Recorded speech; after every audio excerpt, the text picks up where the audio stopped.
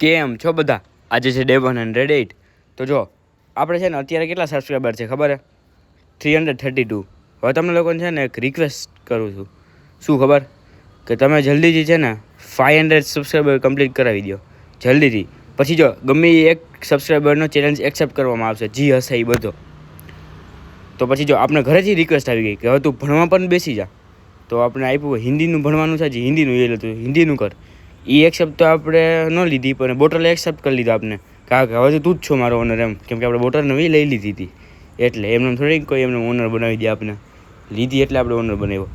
ત્યાં બુક સ્ટોરમાં પહોંચી ગયા આપણે. એ કે હું તમને એક વસ્તુ આપું ને એનો એ કે તમે જોજો એ કે.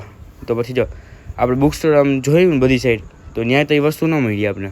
પણ પછી આપણે ઘરે જઈને જો આ જોયું ને, તો એ કે તમારો ટાઈમ જો કેટલે જલ્દી જાય છે એ કે.